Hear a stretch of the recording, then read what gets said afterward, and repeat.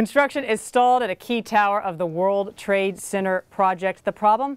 There are no tenants. Eliot Brown is right here beside me to talk about this. This is one of the towers going up. One of them is partially filled. We'll talk about that in a minute. But this is 3 World Trade Center.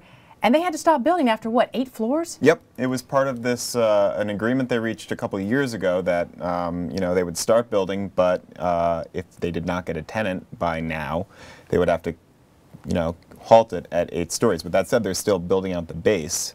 But it's definitely not going higher. Now, what kind of a dilemma is this for the builder, Larry Silverstein, you know, in terms of getting this project, just to get it finished? I mean, here everybody's like, this has been going on for so long now. You know, how big of a tenant does he have to get? We're looking at the rendering right now. A large one. I mean, he would need to kick this one off, because there's a subsidy deal. He would need 400,000 feet, which is, I don't know, about a quarter of a fifth of the Empire State Building.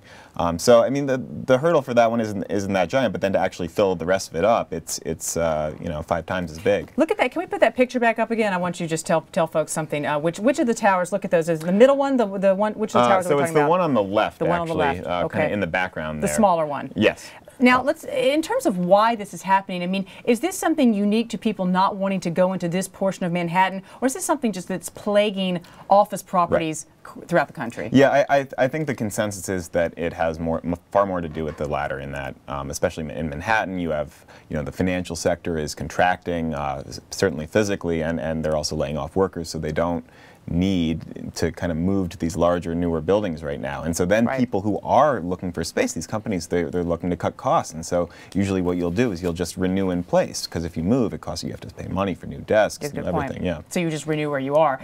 You know, that's a lot of space down there he's building, though. I mean, the 2 towers nearing completion are almost as large as 30 Rockefeller Center. Is that right? Yeah, that's the amount of empty space. Empty space, right? Unclaimed space. Right. So I mean, that's the other thing. When you kind of, if we were to rebuild the whole thing at once, it would be even more space. So there's just not strong demand right now, which was, you know, contemplated, but I think it's been a lot slower than people expected.